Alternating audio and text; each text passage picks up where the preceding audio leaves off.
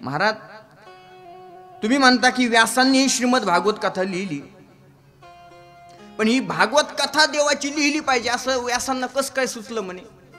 कुणीतरी प्रेरणा दिली असेल ना. कुणाच्या प्रेरणाने श्रीमद भागवत कथा व्यासांनी लिहिली, श्रीमद भागवत महापुराण लिहिलं?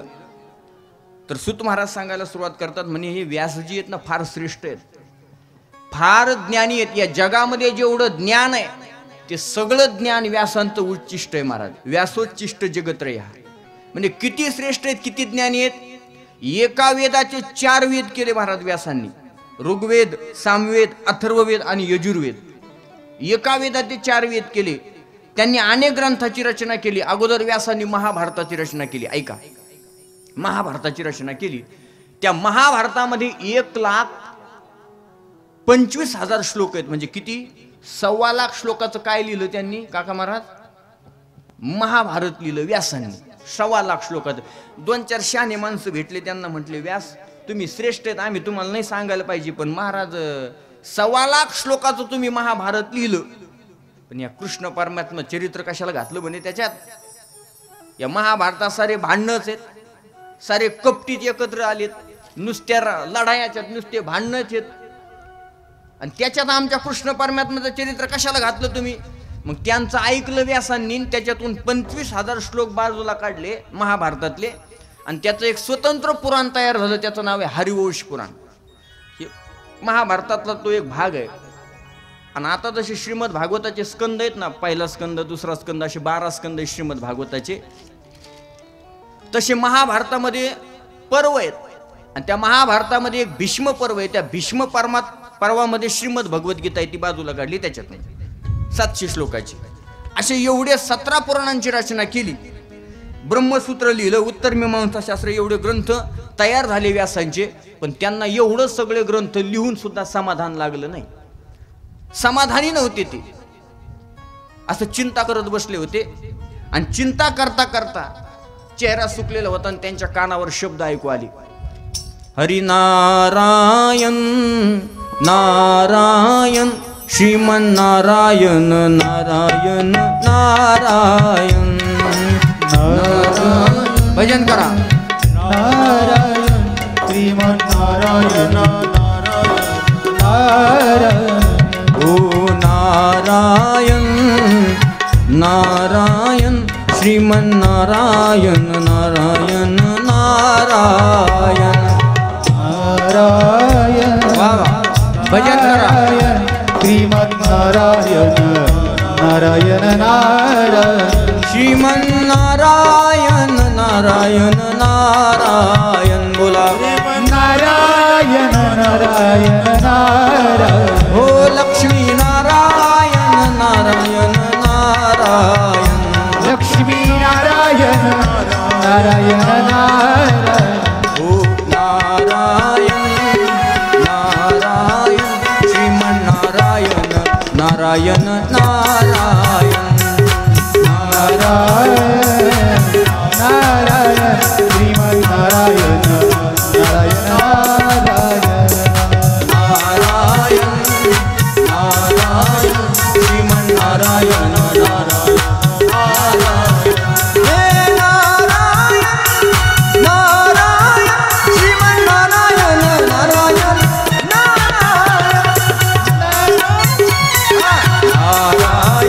नारायण नारायण नारायण श्रीमन्नारायण नारायण नारायण श्रीमन्नारायण नारायण नारायण.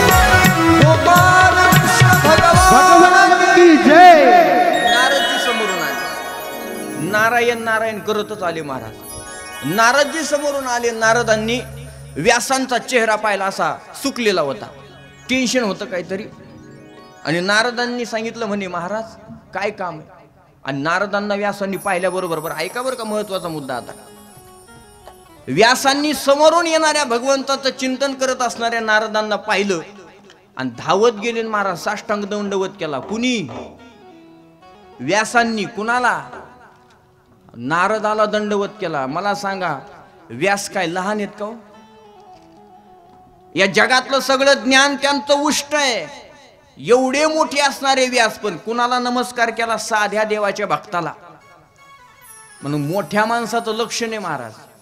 म्हणून आपण किती मोठे अधिकारी असू द्या, ऐका माझं बोलणं, तुम्ही संपत्तीनं श्रीमंत व्हा, तुम्ही अधिकारानं श्रीमंत व्हा, तुम्ही सत्ताधीश व्हा, तुम्ही मोठ्या अधिकारावरती जा, पण तुमच्या समोर जर एखादा भक्त असेल तर त्याच्या चरणाचं नतमस्तक व्हा.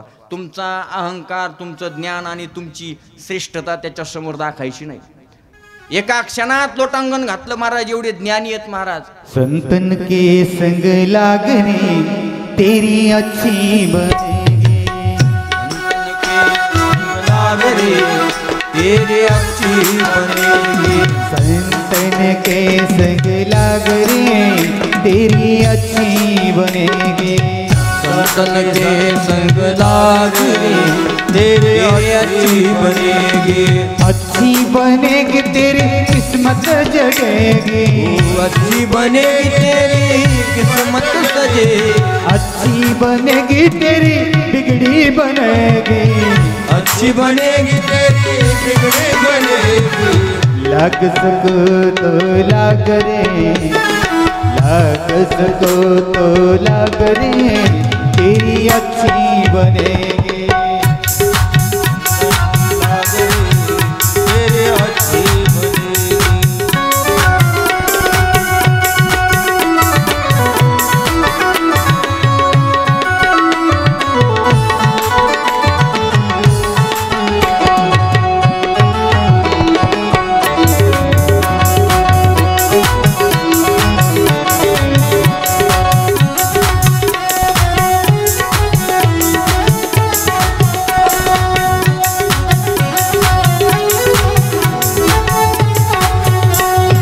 ध्रुव जी की बन गई, प्रहलाद जी की बन गई, ध्रुव जी की बन गई, प्रहलाद जी की बन गई. ध्रुव जी की बन गई, प्रहलाद जी की बन गई, ध्रुव जी की बन गई, प्रहलाद जी की बन गई.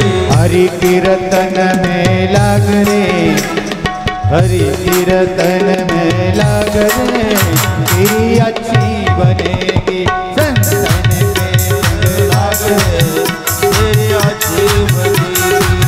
संतन के संग लागे तेरी अच्छी बनेगी. संतन के संग लागे तेरी अच्छी बनेगी. वाह क्या बात. संतन के संग लागरी तेरी अच्छी बनेगी. आपण कितीही ज्ञानी असू द्या महाराज, साधू भेटला की त्याच्या पायावर डोकं ठेवायचं. आपलं ज्ञान त्याच्या समोर सांगायचं नाही, आपल्यापेक्षा लय श्रेष्ठ असतात ते.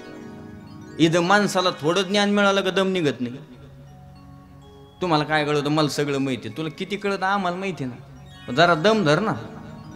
दमच निघत नाही काही काहीला महाराज, काय सांगा तुम्हाला. अरे एवढे मोठी ज्ञानी व्यास महाराज, पण ते म्हटले नारदजी तुम्ही श्रेष्ठ आहेत. मग नारदजींना नमस्कार केला व्यासांनी. उंच आसनावर नारदजींना बसवलं, व्यास खाली बसले महाराज.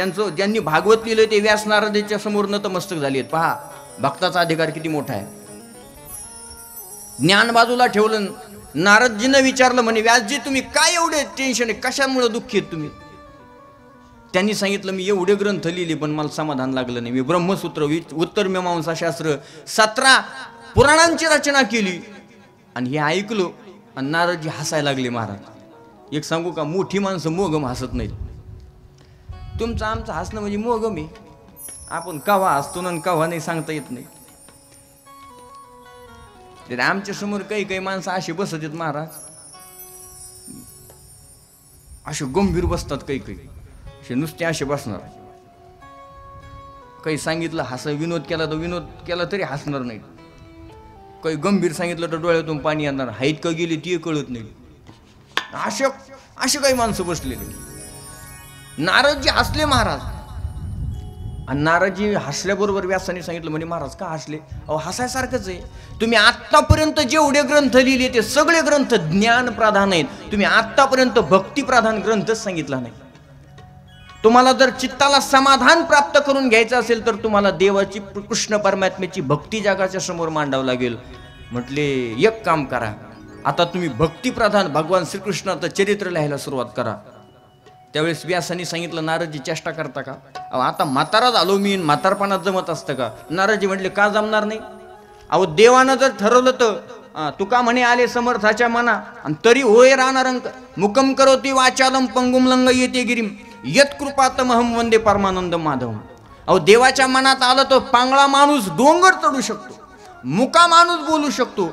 एवढं सामर्थ्य देवाचं. तुम्ही भागवत लिहू शकत नाही, तुम्ही भगवंताची चरित्र लिहू शकत नाही, असं कशावरून? सगळं काही होऊ शकतं. नारदजी म्हटले जाऊ द्या, दुसऱ्याचं सांगण्यापेक्षा मी माझं स्वतःचं सांगतो. आणि नारदांनी स्वतःचं आत्मचरित्र व्यासांना सांगायला सुरुवात केली. म्हणे हे पहा, आता मी तुमच्या समोर जो आहे ना तो नारद रूपाने, तुम्हाला आता मी नारद दिसतोय, पण गतकल्पामध्ये मी स्वर्गात एक गंधर्व होतो, त्याचं नाव आहे उपबरहन. आणि माझ्याकडे काम होतं म्हणे महाराज, मी गायक होतो. ऐका बरं का, मी कोण होतो? गायक होतो. आणि देवांच्या समोर गायन करायचं माझ्याकडे काम होतं. पण एक दिवस काय झालं म्हणे, मी नादात अश्लील गीत गायलो देवाच्या समोर. आणि देवतांना राग आला आणि त्यांनी मला शाप दिला. म्हणे मूर्खा, मृत्यू लोकातल्या माणसासारखं गायला लागला काय? मग कुठं काय गायलं पाहिजे याचंही धोरण असलं पाहिजे. इथं आपली सगळी भारी माणसे तसं काही बोलत नाही. त्यानं सांगितलं, देवतांनी सांगितलं, मूर्खा, मृत्यू लोकातल्या माणसासारखं गाय लागला का? तुला मृत्यू लोकात जायचं का? शाप दिला महाराज, जा म्हणे मृत्यू लोकात जा. आणि तसा नाही, मृत्यू लोकात जाऊन दासीपुत्र हो. आणि मृत्यू लोकात जन्म झाला. पण ऐका, जन्म झाल्याबरोबर वडील मरण पावले. आणि माझा सांभाळ करण्यासाठी माझी आई सती गेली नाही, ती माझा सांभाळ करू लागली. दुसऱ्याच्या घरी दासी म्हणून काम करायचं, दुसऱ्याची धुनी भांडी करायची. आणि मला तिनं लहानचं मोठं करायला सुरू केलं. मी 5 वर्षाचा झालो. नारदजी स्वतःचं आत्मचरित्र सांगतात, थोडं लक्ष देऊन ऐका. आता ती दासी असल्यामुळे लोक मला सुद्धा दासीपुत्र म्हणायला लागले. दासीचा पुत्र आहे ना म्हणून दासीपुत्र म्हणू लागले. पण माझ्या जीवनात एक चांगली घटना घडली. त्या गावात काही साधू मंडळी चातुर्मासासाठी आली होती, सत्संग करण्यासाठी. आणि गावकऱ्यांनी मला काम दिलं त्यांची सेवा करायचं. म्हणे दासीपुत्रा, या साधू संतांना काय लागत पाहिजे, पाणी लागेल, सकाळी आंघोळीची सोय, त्यांची जेवणाची सोय सगळी तू करायची, त्यांची व्यवस्था करायची, त्यांचे हातपाय चोपायचे, त्यांचे सगळं काम ऐकायचं, माझ्याकडे ते काम. आणि मग ते साधू संत असे सत्संगाला असले, सत्संग त्यांचं कथा सुरू झाली की मी असं लांबून उभा कथा ऐकायचो. मी जवळ जायला लागलो की गावातले लोक जाऊ देत नसायचे. ए दासीपुत्रा हो बाजूला. आणि एक दिवस साधू संतांनी रोज निरीक्षण करून पाहिलं की म्हणे ही लोक आहेत ना भामटी आहेत, हे येऊ देत नाही त्याला माझ्याजवळ. मग त्या संतांनी सांगितलं म्हणे ए त्याला अजिबात कोणी बोलायचं नाही.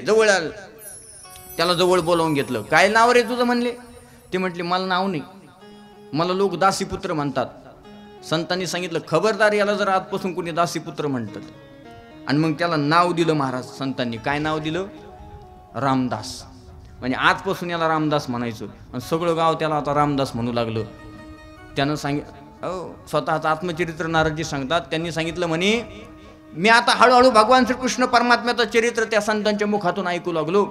पेंड्यासोबत कसा देव राहिला, गवळणींसोबत त्यानं कशी रासलीला केली, गवळणींसोबत कशा खोड्या केल्या, पेंढ्यावर किती प्रेम केलं, सुदाम्यावर किती प्रेम केलं, गोपाळांसोबत तो परमात्मा कसा खेळला, या लीला मी ऐकू लागलो. आणि माझ्याही अंतःकरणात भावना निर्माण झाली की मला सुद्धा देव भेटला पाहिजे. आणि एक दिवस मी त्या कथा सांगणाऱ्या साधूंना म्हटलो, महाराज मला देव भेटेल का हो? त्या साधूंनी डोक्यावर हात ठेवला आणि सांगितलं, रामदासा एक दिवस नक्की तुला देव भेटेल. मला आनंद झाला. आणि सगळा चातुर्मास संपल्यानंतर ते साधू जाण्याकरता निघाले. मला वाटलं आता मला इथं थांबायचं नाही, मी त्यांच्यासोबत निघालो.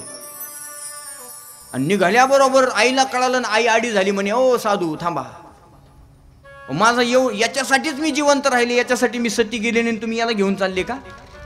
हा माझ्या म्हातारपणाची काठी आहे, तुम्ही याला नेऊ नका. आणि संतांनी मला सांगितलं, हे बघ रामदास, जोपर्यंत तुझी आई जिवंत आहे तोपर्यंत तुला आमच्या सोबत येता येणार नाही.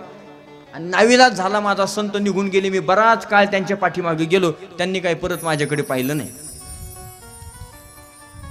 आणि मग मला असं मनात वाटायला लागलं की जर माझी आई मेली असती तर किती बरं झालं असतं, मला या संतासोबत जाऊन परमार्थ करता आला असता. हळूहळू रामदास आता मोठा झाला. 5 वर्षाचा होता, 6 वर्षाचा झाला. आणि कर्मधर्म संयोगानं एक दिवस काय झालं, त्याची आई गायीची धार काढत होती, धार काढायला गेली, धार काढून आली आणि चालता चालता सापावर तिचा पाय पडला, तिला साप चावला आणि ती मरण पावली. हातातली बादलीच खाली पडली आणि मरण पावली. महाराज गाव जमा झालं. अरे रामदासला बोलून आणा, रामदासची आई मेली, आई गेली, त्याला बोलून आणा. रामदास लेकरांसोबत खेळत होता, धावत आला. सगळ्या गावानं आईला असा गरडा घातला होता. रामदास आला आणि रामदासानं आई पाहिलं आणि आईला पाहिल्याबरोबर बोलायला लागला, आई अगं उठ ना. हलवू लागला महाराज आईला, पण आई आता जिवंत नाही ना महाराज. कुणीतरी सांगितलं, रामदासा आता तुझी आई कधीच उठणार नाही महाराज. अरे आभाळ कोसळल्यासारखं झाला महाराज, त्याच्या रडू लागला महाराज. आईच्या छातीवर डोकं आपटो आपटो रडू लागला, आई उठ ना ग, आई उठ ना ग.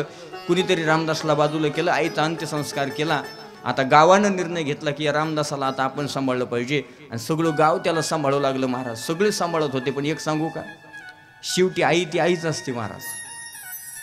अख्ख्या गावानं प्रेम करू द्या, पण आईसारखं प्रेम नाही करता येतो महाराज. सगळी लोक त्याला जेवू घालायची, खाऊ पिऊ घालायची, सांभाळायची, पण किती दिवस सांभाळणार आहेत. शेवटी नंतर असं व्हायला लागलं की कुणीतरी काम सांगायचं, रामदास एवढा पाण्यानं रांजून भरून टाक, मग तुला जेवायला देते. मग त्यानं पाणी व्हायचं आणि मग त्याला जेवायला द्यायचं. कुणी सांगायचं एवढं जनावरांचं शेण झाडून कर, तुला जेवायला देते. आणि पाहिलं महाराज रामदासला, कळालं अरे जोपर्यंत माझी आई जिवंत होती तोपर्यंत ती दुधाचा काला माझ्या हातात घेऊन माझ्या पाठीमागं पडायची, म्हणायची रामदास 2 घास खाणार रे. मी खात नसायचो. त्याला आईची आठवण येऊ लागली महाराज. आईसाठी रडू लागला. हंबरून वासराले चाटती जवा गाय, तवा मले तिच्यामध्ये दिसती माझी माय. वासराले चाटते जवगाय, तवा मले तिच्यामध्ये दिसती माझी माया, दिसती माझी माया, दिसती माझी माया. ओ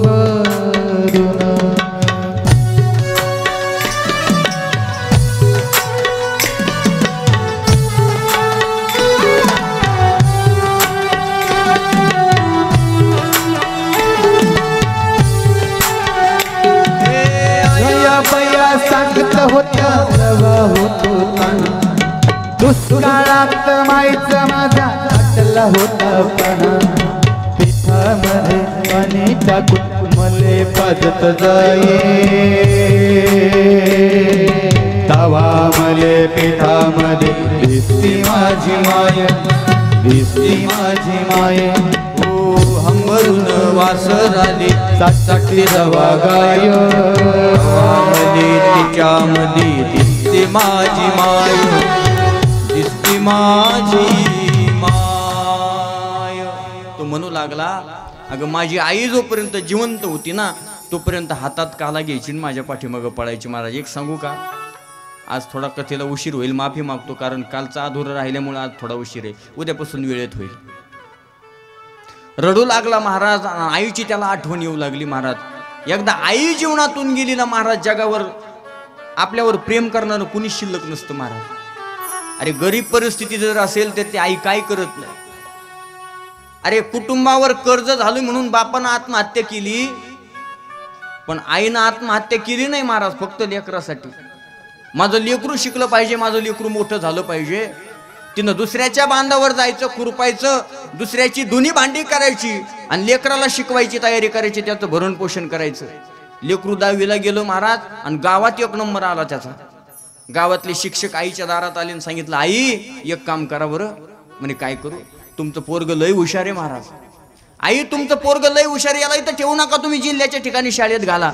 आईनं सांगितलं, कसंही असलं तरी चालेल, मी 4 दिवस जास्त खुरपेल, 4 लोकांच्या घरचं धुणं भांडी जास्त करील, पण माझं लेकरू जिल्ह्याच्या ठिकाणी शिकायला पाठवल्याशिवाय राहणार नाही. आईनं निर्णय घेतला आणि लेकरू जिल्ह्याच्या ठिकाणी शिकायला पाठवलं.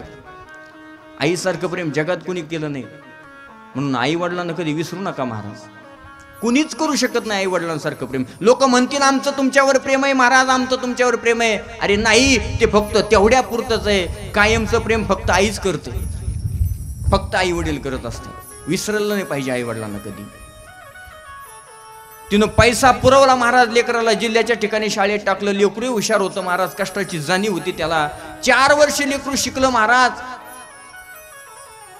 हो 12वी झाली, तिथून पुढं 4 वर्ष लेकरू शिकलं, अभ्यास केला महाराज. जिल्ह्यात नाही, राज्यात नाही, देशात 1 नंबर आला आणि पोरग कलेक्टर झालं. हो 4 वर्ष लेकरू घरीच नाही आला अभ्यासाच्या नादात. लेकरू कलेक्टर झालं. आई शेतात, ज्या मालकाच्या शेतात खुरपत होती, ते मालक धावत आला पेपर घेऊन आईकडे. आई तुम्ही इथं खुरपताय, तुमचं लेकरू कलेक्टर झालंय जिल्ह्याचं.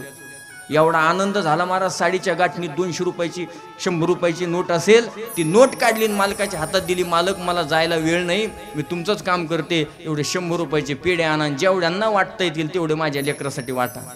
मालकाच्या डोळ्यातून पाणी आलं. 100 रुपयाचे पेढे घेऊन आला आणि जेवढे काही शेतात काम करणारे मूल मजूर होते त्यांना तो वाटू लागला. आईला आनंद झाला. तो पेपर फक्त आईला असं डोळ्यासमोर धरला आणि डोळ्यातून अश्रू आले. माझ्या लेकरानं माझ्या कष्टाचं चीज केलं, माझं लेकरू आज कलेक्टर झालं. काय वाटलं असेल त्या आईला. अरे नवरा गेला पण कधी पाठीमागं वळून पाहिलं नाही, नवऱ्याचं दुःख कधी अंतकरणात धरलं नाही महाराज त्या आईनं.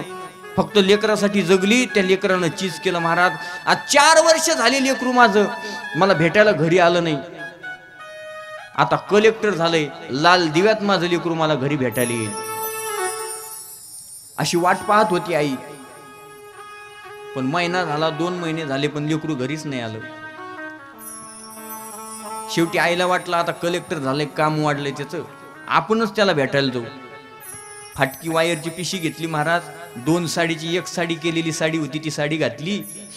मालकाकडून 500 रुपये उसने घेतले. मालक 2 दिवस जास्त काम आले, मला 200 रुपये उसने द्या. मालक म्हणला 500 रुपये घे ना. 500 रुपये उसने घेतले, त्या वरवंट्यात ठेवले महाराज आणि एसटी धरली अहिल्यानगरची.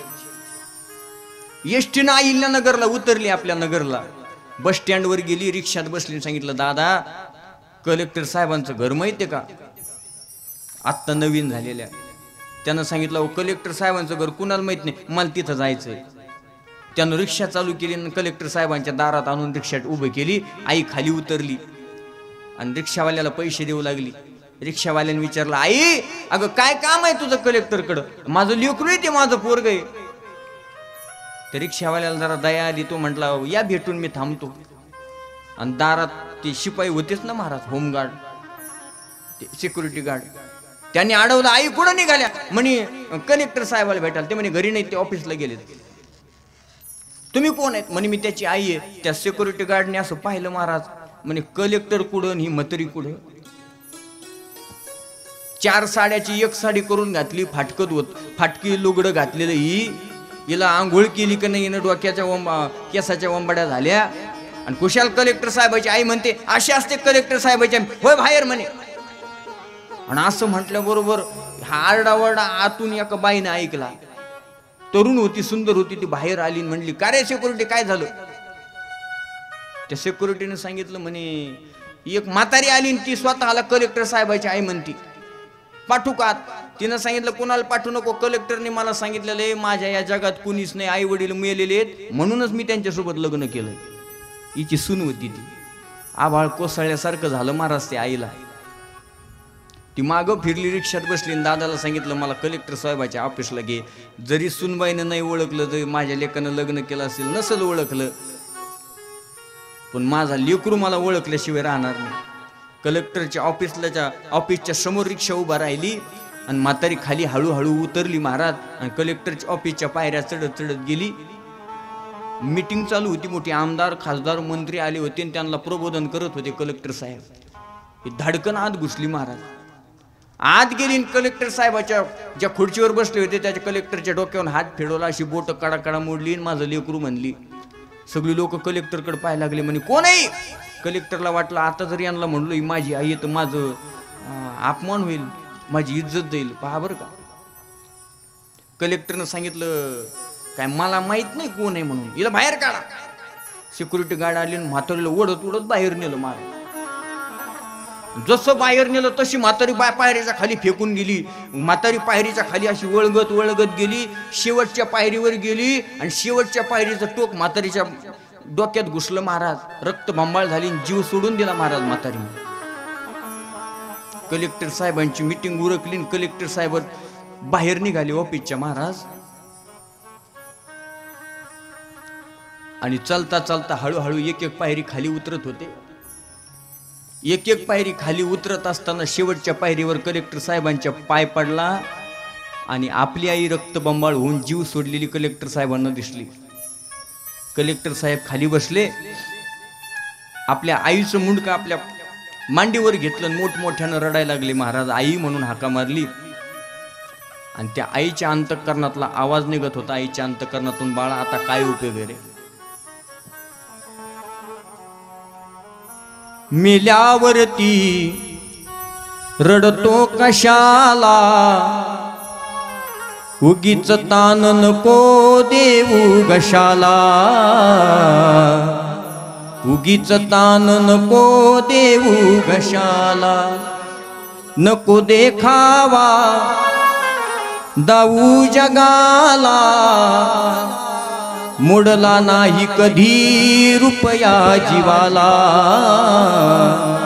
मोडला नाही कधी रुपया जीवाला, मी तुला पाहून प्राण सोडिले रे बाळा, तूने नाही पाणी पाजिले, मी तुझ्यासाठी जीवन जाळिले, तूने नाही पाणी पाजिले, मी तुझ्यासाठी जीवन जाळिले रे बाळा, तूने नाही पाणी पाजिले, माझ्या कुशीतला असून तू बाळ, माझ्या जीवाचा बनला सकाळ, माझ्या कुशीतला असून तू बाळ, माझ्या जीवाचा बनला तू काळ, तुला जीवनभर तुझे जीवनभर उडविले लाड, राहुनी अर्धपोटी साज सकाळ, हो राहुनी अर्धपोटी साज सकाळ, हे मी तुला पाहून प्राण सोडिले रे बाळा, तुने नाही पाणी पाजिले, मी तुझ्यासाठी जीवन जाळिले रे बाळा, तुने नाही पाणी पाजिले.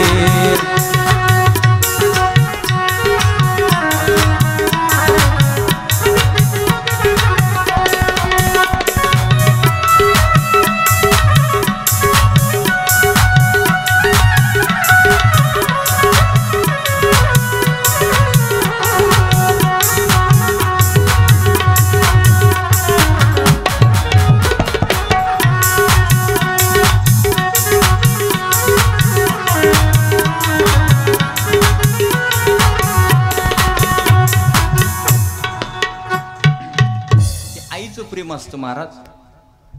म्हणून त्या रामदासाला सुद्धा वाईट वाटलं की आपली आईच आता या गावात राहिली नाही, आपल्याला सुद्धा राहायचं नाही. त्यानं गाव सोडायचा निर्णय घेतला आणि गाव सोडून गेल्यानंतर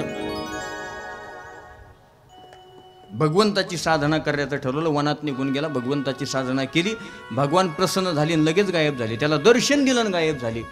तो तर मोठ्यानं रडायला लागला, काय रे देवा माझं भाग्य, अरे जन्माला आलो बाप सोडून गेला, साधू भेटले ते मला सोडून गेले, आई माझ्यासाठी राहिली ती आई मला सोडून गेली, देवा आता तू भेटलास तू सुद्धा सोडून चाललास. देवानं आकाशवाणीनं सांगितलं, रामदासा काळजी करू नकोस, ज्यावेळेस ब्रह्मदेव नवीन सृष्टी निर्माण करतील त्या दिवशी तू भगवंताचा मानस पुत्र म्हणून जन्माला येशील आणि तुझं नाव नारद असेल, माझी तुला भेट होईल, तू कायम माझ्या सोबत असशील, असं वरदान भगवंतानं नारदाला दिलं, रामदासाला दिलं. आणि नारदजी व्यासजींना सांगतात की तोच उपबरहण नावाचा गंधर्व रामदास झाला, दासीपुत्र झाला, आणि तोच रामदास आज तुमच्या समोर नारद या रूपानं उपस्थित आहे.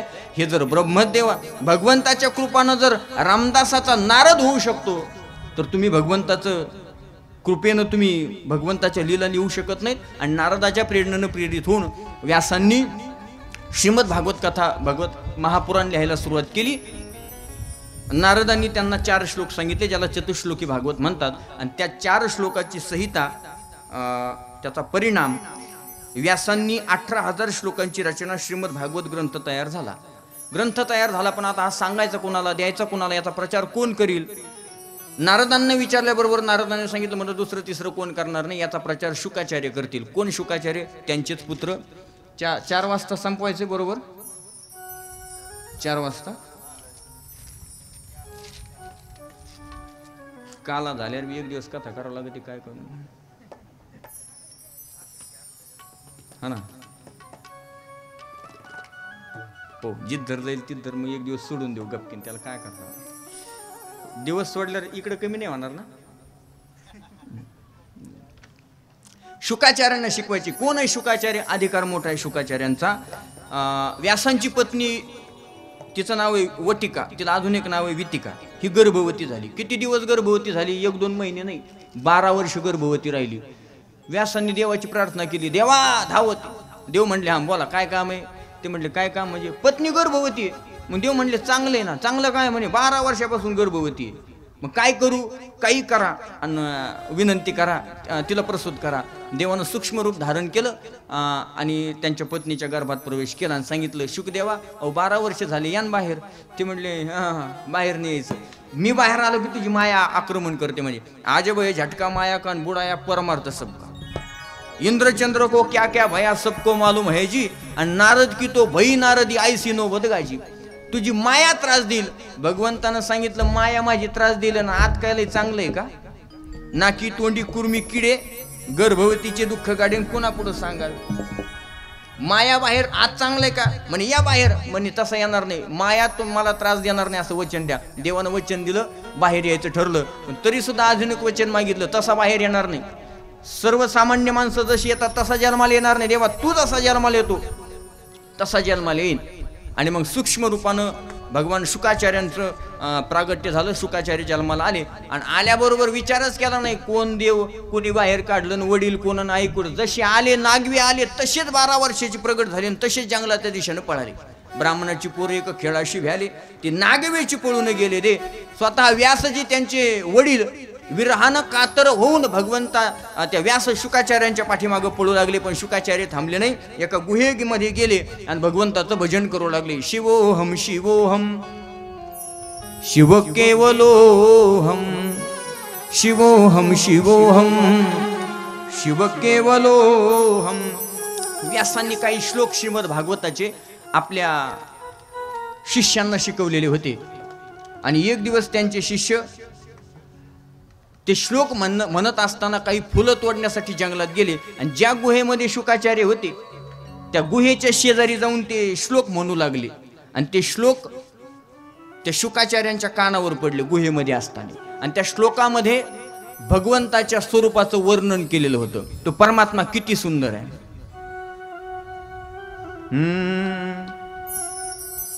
बरहा पीडम नटवर वपू कर्णयो कर्णिकारं बिभ्रदवास कनिक कपिशं वैजयन्तींच माला रन्ध्राडवेणोरधर सुधया पूरयं गोपवृन्दे वृन्दारण्यं स्वपदरमणौ प्राविशद गीत कीर्ती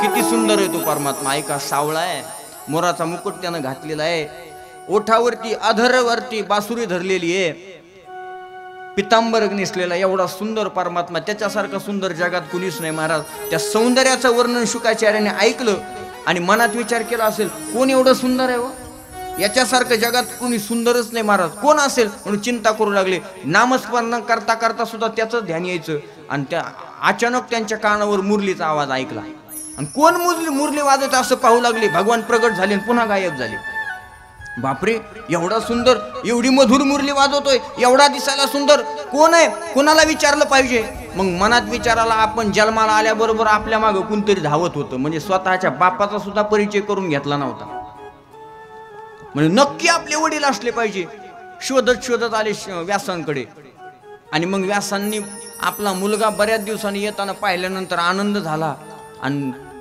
व्यासांची आणि शुकाचार्यांची पहिली भेट झाली आणि शुकाचार्यांनी भेटल्याबरोबर व्यासांना विनंती केली म्हणे कोण होता तो नुसतं कोण होता व्यास म्हणले अरे नुसतं कोण होता असं कसं काय जमल त्याचं वर्णन सांग ना आणि मग सांगू लागले बरं हा पीडम नटवर वपू कर्णयो कर्णिकारम विभ्रदवास कनिक कपिशम वैजयंतींची माला रंध्राड वेणुरधर सुधया सूरयं पूरयं गोपवृंदे वृंदारण्यम सपदरमणम प्राविशद गीत कीर्ती.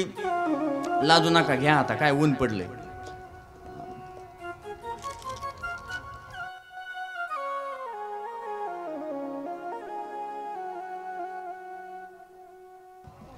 बरं का, कसं आहे, उन्हाळ्याचे दिवस आहे, मी तुम्हाला त्रास देणार नाही.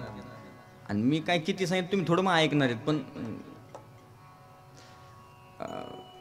जास्त ऊन पडतंय ना. 4 वाजता पूर्ण करायचं, आता राहिलेलं का, आता जरा जडच आहे, पण चल ठीक आहे. 5 पर्यंत घेतलं असतं. भाकरी हा. कचरू एकनाथ परांडे या भाविकाने सकाळी चहा पारायणाच्या वेळेस चहा दिलेला आहे. आणि आता कथेसाठी त्यांनी शरबत दिलेले. एकदा टाळ्या वाजून त्यांच्या अन्नदानाचं श्रेष्ठत्व त्यांना समजू द्या. म्हणजे आता त्यांनी शरबत सुरू केलं का रोज शरबत येत जाईल, कोण ना कोणी आणत जाईल. पण असं आहे की शरबत यांनाच नाही द्यायचं, आम्हाला बी कधी मध्ये शरबत द्यायचं. नाही, आमचं भजन सुरू झाल्यावर लगेच नका वाटू. तुम्ही चलून द्या. आणि वर्णन करून सांगितलं, आणि व्यासाने सांगितलं, शुका ते सर्वसामान्य नाही, तर स्वतः भगवान परमात्म्यानं तुला भेट दिलेली आहे. असं व्यासांचं चरित्र आहे. यानंतर शौनकांनी सूत महाराजांना विचारलं, म्हणे महाराज श्रीमद भागवत कथा ज्यावेळेस व्यासांनी, आता ऐका पटकन उरकतो, आता मी कथा सांगणार नाही, आता एंड करणार आहे, कारण आजच्या कथा आता फक्त त्याचं वर्णन करून सांगतो तुम्हाला, वेळ कमी आपल्याकडे. शौनकांना विचारलं सूत महाराजांना, म्हणे महाराज व्यासांनी ग्रंथ लिहायला सुरुवात केली, पण व्यासांनी ग्रंथ लिहायला सुरुवात केली, कुठून ग्रंथ लिहायला सुरुवात केली, कोणता प्रसंग आला? मग ज्यावेळेस व्यासांनी ग्रंथ लिहायला सुरुवात केली त्यावेळेस पहिला प्रसंग त्यांच्या समोर आला, महाभारतातलं युद्ध झालं होतं. आणि महाभारताचं युद्ध झालं, त्याच्यामध्ये 100 कौरव मेले आणि दुर्योधन शिल्लक राहिला होता. त्याच्या मांडीवर भीमाची गदा पडली होती, तोही मरणारच होता. आणि तेवढ्यात अश्वत्थामा त्याच्या जवळ आला. आणि अश्वत्थामा म्हणला, महाराज काही टेन्शन आहे का? ते म्हणले, टेन्शन नाही तर काय, 100 में से 1 भी न बचा और 5 में से 1 भी न मारा. पहा बरं का दुःख कशाचं आहे. म्हणजे 100 मेले याचं दुःख नाही त्याला, 5 जण जिवंत याचं दुःख आहे. याला दुर्योधन म्हणतात. दुर्योधन फक्त माणूस नाही, दुर्योधन ही वृत्ती आहे. म्हणजे एखाद्यानं आपल्या शेजारी बोर घेतला की त्याला पोट दुखत, याला म्हणायचं दुर्योधन. दुर्योधन फक्त म्हणजे शरीरानं दुर्योधन नाही, दुर्योधन ही वृत्ती आहे महाराज, की प्रत्येक क्षेत्रामध्ये चांगलं काम सुरू झालं की पोटात कळ निघाली, याला म्हणायचं दुर्योधन. एखाद्यानं बंगला बांधायला सुरू केलं, स्लॅब लेवलला आलं का बस त्याला गरगरायला लागणार आणि पहिलं घनवटचा दवाखाना गाठणार. काही करा डॉक्टर, डोकं नीट करा. म्हणजे झालं काय, अहो स्लॅब लेवलला आलाय, अजून काही मध्ये काही अडचणच नाही आली. म्हणजे कशी अडचण येईल, तो यासारख्या असल्यावर अडचणच येणार नाही, याला दुर्योधन म्हणायचं. 100 मेले याचं दुःख नव्हतं त्याला, 5 जिवंत आहेत. आणि म्हणून अश्वत्थाम्याने सांगितलं टेन्शन घेऊ नका. मग अश्वत्थामा गेला, राहुटीत गेला. भगवान राहुटीत गेलेच होते. द्रौपदीला पांडवांना घेऊन भगवान गेले, म्हणे काहीतरी सांगायचं, युद्ध संपलेलं आहे. तेवढ्यात अश्वत्थामा गेला. पांडव समजून रात्रीची वेळ होती, त्यांच्या लेकरांनाच मारलं महाराज. पांडवांची मुंडकं कापून घेऊन आला 5 जणांची, दुर्योधनाला दाखवलं. दुर्योधन म्हणला, भीमाचं मुंडकं दाखव. भीमाचं मुंडकं घेतलं, दुर्योधनात हातात गेलं. भीमानं असं दाबलं, ते फटकन फुटलं टरबुजावानी. दुर्योधन म्हणला, मूर्खा, अरे भीमाचं मुंडकं आहे काय? अरे माझ्या कितीतरी गदा भीमाच्या डोक्यात पडल्या, त्या गदाच्या म्हटल्या, पण त्याच्या डोक्याला काही झालं नाही. तू भीमाचं आहे? अरे काय केलंस तू? आमचा वंश चालवणारे हेच होते, त्यांना सुद्धा मारलं. राग दुर्योधन दुःखी झाला ना, आनंद. मुलं मेले याचा आनंद आहे, पण वंशाला दिवाच राहिला नाही याचं दुःख आहे. शेवटी कळालं कुणी केलं, हे अश्वत्थाम्यानं केलं ना महाराज. हे पांडव कुंती राहुटीत आले, रडायला लागले महाराज, माझी लेकरं गेली, माझी लेकरं गेली. द्रौपदीला कळालं, द्रौपदी आकांत करू लागली. अर्जुनानं तिचं सांत्वन केलं. कळालं अश्वत्थाम्यानं केलेलं आहे. प्रतिज्ञा केली अर्जुनानं की तुझ्या समोर त्याला बांधून आणतो. म्हणून अर्जुनाचं आणि अश्वत्थाम्याचं युद्ध झालं. ब्रह्मास्त्राचा प्रयोग अश्वत्थाम्याने केला, अर्जुनाने ब्रह्मास्त्राचा प्रयोग केला. पण अश्वत्थाम्याला ब्रह्मास्त्र सोडता येत होतं, मागं घेता येत नव्हतं. म्हणजे स्वतःच्या बापानं जे शिष्याला शिकवलं ते स्वतःच्या पोराला शिकवलं नव्हतं द्रोणाचार्यानं. कारण गुरु आहे ना, गुरु पोराला गादी देत नसतो, गुरु शिष्याला गादी देतो. का? पोरग रोज परिचयातलं आहे, त्याला तेवढाच भाव आपल्या गुरुबद्दल असेल सांगता येत नाही. पण शिष्याला कारण शिष्य परका असून गुरुवरती प्रेम करतो, म्हणून ही परंपरा आहे. द्रोणाचार्यानं स्वतःच्या पोटच्या लेकराला जे शिकवलं ना ते अर्जुनाला शिकवलं होतं महाराज. अर्जुनानं दोन्ही ब्रह्मास्त्र शांत केले, अश्वत्थामा बांधला आणि द्रौपदीच्या समोर आणला आणि मारणार एवढ्या द्रौपदीने सांगितलं मारू नका, माझं 5 गेले तर मला दुःख एवढं आहे, तो आपला गुरुपुत्र आहे, ब्राह्मण आहे, त्याच्या आईला फार त्रास होईल, त्याच्या आईला एकुलतं एक आहे, मग काय करायचं म्हणे, मारायचं नाही. देवाकडे पाहिलं अर्जुन, देवानं सांगितलं एक काम करा, ब्रह्मबंधून हंतव्य आतताई वदार्थ, म्हणजे ब्राह्मणाला मारायचं नाही, आतताईला सोडायचं नाही. आतताई म्हणजे दुसऱ्याची घडं जाळणारा, लहान मुलांना मारणारा, गोहत्या करणारा, व्यभिचार करणारा, यांना आतताई म्हणायचं. मग आता हा आतताई म्हणून मारावा तर ब्राह्मण आहे, आणि ब्राह्मण म्हणून सोडव द्यावा तर आतताई. काय करायचं, देवानं सांगितलं ब्राह्मणाचा अपमान कर, मेल्यासारखंच आहे. मग त्याला एवढा हाणला, त्याच्या डोक्यावर शेंड्या काढल्या आणि त्याला सोडून दिला. एवढा हाणला महाराज तरी सुद्धा हसत निघाला. लोक म्हणले कमून हसत रे मूर्खासारखा, एवढा रट्टे खाऊन तुला समजलं नाही, एवढे रट्टे खाल्ले तरी खुशाल चालला हसत. ते म्हणे मार खाणं का व्हायना पण पांडवाला वंश ठेवला नाही. ते म्हणले एवढा शिव आनंदी होऊ नको, अभिमन्यूची पत्नी उत्तरा ती गर्भवती आणि ती आता प्रसूत होण्याची वेळ आलेली जवळ. मग यानं मागचा पुढचा विचार केला आणि उत्तरेच्या गर्भावर ब्रह्मास्त्र सोडलं. उत्तराला दुःख होऊ लागल्या, यातना होऊ लागल्या आणि उत्तराने देवाला हाक मारायला सुरू केली. जळे माझी काया लागला वनवा, धावरे केशवा माये बापा. मग उत्तरेचं गर्भावर ब्रह्मास्त्र अश्वत्थाम्यानं सोडलं. देवाचा हाका मारली, उत्तरेनं देवाला हाका मारायला सुरुवात केली. देव आली म्हणे उत्तरे काय झालं, अगं बाई तुझा पती मेलाय तरी जगण्यासाठी अट्टहास करते. ती म्हणे जगण्यासाठी नाही अट्टहास करत, मला माहिती माझा पती मेला त्याच दिवशी मी मेले, पण माझ्या पोटात पांडवाचा गर्भ वाटते म्हणून मला जगायचं. आणि देवानं सूक्ष्म रूपानं उत्तरेच्या गर्भात प्रवेश केला आणि ब्रह्मास्त्र शांत केलं. उत्तरा शांत झाली. आता पांडवांना सोडून भगवंताला निघायचंय. पांडवांना भगवंतानं विनंती केली तुम्हाला काही मागणे असतील तर मागा. मग पांडवांनी मागायला सुरुवात केली. धर्मराजाला विचारलं काय पाहिजे. धर्मराजाला सांगितलं देवा काहीच नको, देवा सत्य धर्म जीवनभर पाळायचं ठरवलं तेवढं कडील जाऊन दे, तथास्तु म्हटले. अर्जुनाला विचारलं अर्जुना तुला काय पाहिजे. देवा तू माझा गुरु आहेस, हा गुरु शिष्य भाव कायमस्वरूपी टिकून राहू दे. म्हणे पुढे विचारलं म्हणे भीमा तुला काय. ते म्हणे भीमा मला काहीच लागत नाही देवा, खाता पिता तुझी आठवण हो.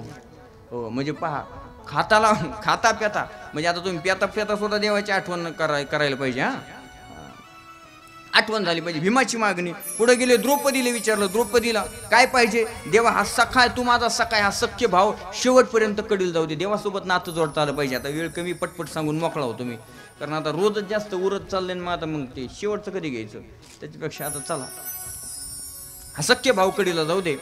नंतर आली सुभद्रेची बाळी. बाकीच्याला टेन्शन आलं सुभद्रा मांडल्या.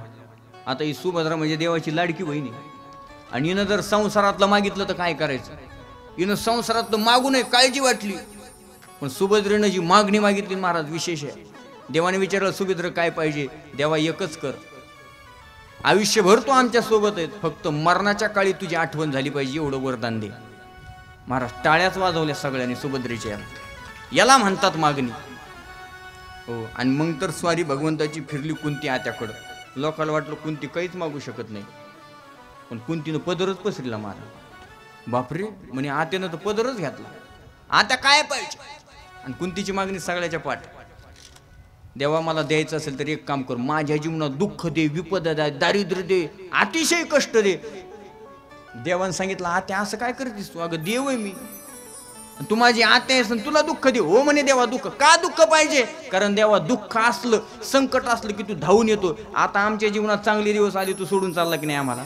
आमच्यावर संकट आलं की तू सगळं सोडून आमच्या करता येतो, म्हणून दुःख दे. देवा दुःख असलं की तू आमच्या सोबत असतो. देवा दुःखात तुझी आठवण होते, सुखात आठवण होत नाही. देवा दुष्काळ पडला की आम्ही हाका मारतो, देवा पाऊस पाड पाऊस पाड पाऊस पाड. शेवटी म्हणतो देवा आमच्यासाठी नका का व्हायना पण जनावरांसाठी का व्हायना पाऊस पाड. दुःख आल्यावर आणि सुकाळ आला आणि पाऊस चांगला पडला आणि पिकन कापसाला आणि त्याला चांगला भाव भेटला तर तुम्ही तुमचा सप्ताह पाहा, तुम्ही तुमच्या पंक्ती घाला, आम्हाला काही घेणं देणं. ही आपली अवस्था. कुंतीनं दुःख मागितलं, भगवान निघाले. पांडवांनी विनंती केली थांबा. नंतर पांडवांना घेऊन भगवान भीष्माचार्यांची भेट घेण्याकरता गेले. शरपंजरी पडली होती, 21 दिवस झाले होते. भीष्माचार्यांचं खरं नाव आहे देवव्रत. त्यांच्या वडिलांनी त्यांना आशीर्वाद दिला होता, लग्न करायचं होतं, आडकाठी येऊ नये म्हणून त्यांनी नैष्टिक ब्रह्मचारी राहण्याचं व्रत घेतलं. वडिलांनी आशीर्वाद दिला, इच्छामरणी होशील म्हणून त्यांना इच्छा मरणाचा आशीर्वाद प्राप्त झाला. आणि हे सगळे निघाले. भगवान पांडवांना घेऊन भीष्माचार्यांकडे गेले. भीष्माचार्यांनी विनंती केली, देवा आलास, तुम्हाला माहीत होतं तुम्हाला भेटल्याशिवाय जाणार नाहीस, माझी एक विनंती देवा, फक्त एक काम कर, शेवटच्या श्वासापर्यंत मी जोपर्यंत हे शरीर सोडत नाही तोपर्यंत असाच माझ्यासमोर उभा राहा. देवानं सांगितलं धर्मराजाला काहीतरी शिकवा. मग धर्मनीती सांगायला भीष्माचार्यांनी सुरुवात केली आणि सांगता सांगता म्हटले, धर्मा डोळ्यान कधी पाप पाहायचं नाही. हे असं बोलल्याबरोबर द्रौपदी हसायला लागली. भीष्माचार्य म्हणले, द्रौपदी का हसते, तुला काय झालं हसायला? ते म्हणले, काही नाही, तुमचं तुमचं चाललं नाही, आमचं चाललंय. तसं नाही म्हणले, हसते का ते सांग. तिनं सांगितलं, का हो म्हणे, तुम्ही सांगितलं डोळ्यानं पाप पाहू नये, आणि ज्यावेळेस माझं वस्त्र हरण चालू होतं तेव्हा तुम्ही कुठं होते? तुम्ही तिथंच होते ना, मग तुम्ही नाही का डोळ्यानं पाप पाहिलं? द्रौपदी खरं आहे तुझं, पण आम्ही दुर्योधनाचं अन्न खाल्लं म्हणून अन्न कुणाचं खाल्लं पाहिजे ही ध्यानात धरा. परमार्थातलं अन्न 3 टाइम खाल्लं पाहिजे, 2 कुण तुमच्यासाठीच केलेलं आहे. परमार्थातलं अन्न खाल्लं की परमार्थ ऐकण्याची बुद्धी होते. मला सांगा, तिकडं खाल्लं की माणसाला कमीत कमी असं तरी वाटतं, नाही बाबा आता खाल्लंय, कमीत कमी 2 शब्द ऐकून जावं, वाटतं का नाही? लग्नाचं खाऊन आल्यावर असं वाटतं का कथा चालू आहे, आपण जाऊन बसवा, ते म्हणून नाही झाला बाबा इथं सप्ताह सुरू, चला आपलं बेजार झालो माणसा. हे अन्नात परिणाम आहे, अन्न काय खातो याच्यावर फार परिणाम आहे. भीष्माचार्यानं सांगितलं, द्रौपदी अन्न दुर्योधनाचं खाल्लंय, हे सगळं झालं. भीष्माचार्यानं देवाला विनंती केली, देवा मी चाललोय आता, मला शरीर सोडायचंय, एक काम कर, तू रणांगणात जे रूप धारण केलं होतं ना ते रूप मला दाखव. आता इथं एक प्रसंग येतो. भीष्माचार्यांनी पण केला होता निष्पांडवी पृथ्वी करण्याचा, आणि देवाला कळालं ना अर्जुन संकटात आहे असं कळाल्याबरोबर भीष्माचार्याने अर्जुनावर बाण सोडला. महाराज, देवानं रथाचं मोडकं चाक घेतलं आणि भीष्माचार्यावर चाक घेऊन धावला होता देव, आणि भीष्माचार्याने ते रूप डोळ्यात धरलं होतं. भीष्माचार्याने विनंती केली, देवा मला ते रूप दाखव, आणि ते रूप भगवंताचं पाहिलं देवानं, आणि ते पाहता पाहता भीष्माचार्यांनी भगवंतानं रूप धारण केलं. भीष्माचार्य ते रूप पाहतात, आणि पाहता पाहता स्वतःचा जीव दिला, स्वतःचं शरीर भीष्माचार्याने सोडून दिलं. अशा अनेक घटना श्रीमद भागवतामध्ये आहेत. यानंतर भगवान द्वारकेला निघून गेले. यानंतर पांडवांच्या जीवनामध्ये एक मोठा विलक्षण घटना घडलेली. उत्तरा प्रसूत झाली आणि तिला पुत्र झाला, पांडवांना नातू झाला, आणि ब्राह्मणांना बोलावलं, आणि ब्राह्मणांनी त्याचं नाव ठेवलं विष्णुरात. त्याचं खरं नाव आहे विष्णुरात. म्हणजे विष्णुरात कसं नाव? विष्णूनं रक्षण केले ना गर्भात, म्हणून त्याचं नाव विष्णुनाथ. आणि जन्माला आल्याबरोबर तो असा मोठमोठे डोळे करून पाहायला लागला, परीक्षा करू लागला, प्रत्येकाचं माणसात परीक्षण करू लागला. काय पाहत होता? जो मला गर्भात वाचवायला आला होता ब्रह्मास्त्रापासून, त्याला 4 हात होते, तो काय दिसत नाही. मग तो परीक्षण करत होता, म्हणून त्याला आणखी एक नाव पडलं परीक्षिती. भगवान परीक्षिती जन्माला आले. परीक्षित भगवान की जय. त्यानंतर पांडवांनी राजर्षी यज्ञ केला. स्वतः राजर्षी यज्ञासाठी भगवान आले होते. भगवंतांनी प्रगट होऊन प्रसाद दिला. त्यानंतर परीक्षिती राजा आता हळूहळू मोठा झाला. त्याचा विवाह करण्याचा वेळ आला. पांडवांनी त्याचा विवाह केला. उत्तर राजाची कन्या आहे, तिचं नाव आहे इरावती, तिच्यासोबत त्याचा विवाह झाला परीक्षिती राजाचा. आणि परीक्षिती राजाचा राज्याभिषेक सोहळा केला, आणि सगळे पांडव स्वर्गारोहण करून निघून गेले. आता पटकन गेले, आता वेळच नाही. आणि इकडं परीक्षिती राजा झाला, अतिशय श्रेष्ठ राजा आहे. प्रजेचं पुत्रवत प्रेम करणारा राजा म्हणजे राजा परीक्षिती. राजा धर्मात्मा आहे, अर्जुनासारखा शूरवीर आहे, धर्मासारखा धर्मनीती जगणार आहे, भीमासारखा बलाढ्य, आणि नुकुल सहदेवासारखा सुंदर आहे, रूपवान. एवढा सुंदर राजा परीक्षिती, त्यानं अश्वमेध नावाचा यज्ञ केला प्रजेच्या कल्याणासाठी. अश्व म्हणजे राष्ट्र, आणि मेध म्हणजे उन्नती, म्हणजे राष्ट्राची उन्नती. मेध म्हणजे उन्नती, सगळ्याच बाजूची उन्नती झाली पाहिजे म्हणून अश्वमेध केला. राष्ट्राची उन्नती झाली पाहिजे, सामाजिक उन्नती, सांस्कृतिक, आर्थिक आणि धार्मिक उन्नती झाली पाहिजे. एवढा श्रेष्ठ असणारा राजा एक दिवस मृगया करण्यासाठी वनात गेला, आणि एक काळा कभिन्न पुरुष त्याला दिसला. एक बैल होता, त्या बैलाला मारत होता. त्या बैलाला एकच पाय होता, 3 पाय काढून टाकली होती. आणि एक स्त्री होती, त्याच्या पुढे रडत होती. ती पृथ्वी होती महाराज, गायीच्या रूपाने आलेली. ते पाहत असताना त्यानं ललकारलं महाराज राजा परीक्षितीनं त्या काळा कवीनं पुरुषाला, ए म्हणे थांब, त्या बैलाला मारू नकोस. म्हणे कोण आहेस तू? युद्ध झालं ना महाराज, सोड. तो दुसरा कोणी नाही, तो कली होता. कारण भगवान परमात्मा निजे धामा गेल्यानंतर कलीचं आगमन झालं.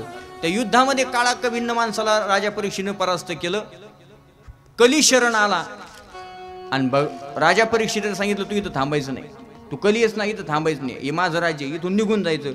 त्यानं सांगितलं दुसरीकडे गेलो असतो, पण जाऊ कुठं, सगळीकडे तुमचंच राज्य आहे, मला राहण्यासाठी जागा द्या. मग राजा परीक्षेनं 4 ठिकाणी जागा दिल्या कलीला राहायला. आता हे महत्वाचा मुद्दा, एवढाच मुद्दा सांगतो आणि उरकून घेतो. 4 ठिकाणी जागा दिल्या. कोणत्या जागा दिल्या ऐका. दूतम पानम स्त्रियम सुना यत्रा धर्मश्चरुर्विद चतुर्विद.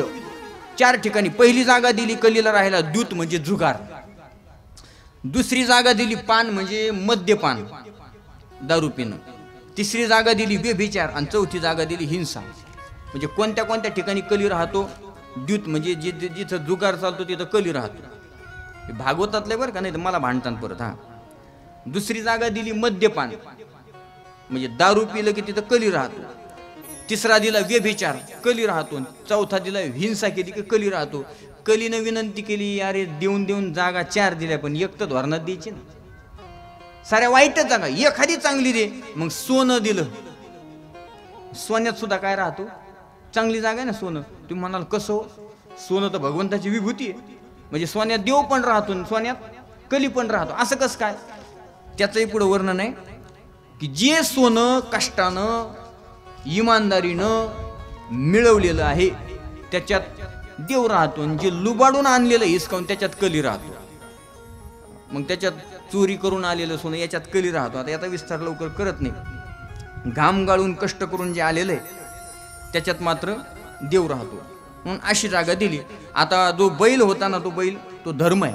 त्याचे 4 पाय, तप, पवित्रता, दया आणि सत्य, त्याच्यातले 3 पाय तोडून टाकली आणि फक्त सत्य नावाचा पाय शिल्लक होता. आता 4ही पाय धर्माला प्राप्त झाले. रडणारी गाय होती ती पृथ्वी होती, तिलाही समाधान प्राप्त झालं. असा राजा परमात्मा, राजा धर्मात्मा आहे.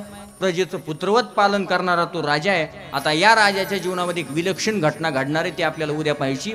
शमीक ऋषींचा शाप राजाला प्राप्त होणार आहे आणि राजाला 7 दिवसात मरण्याचा श्राप प्राप्त होणार आहे. खरं ही कथा आजच व्हायला पाहिजे होती, पण वेळ कमी असल्यामुळे आता ती कथा आपण उद्या पाहू.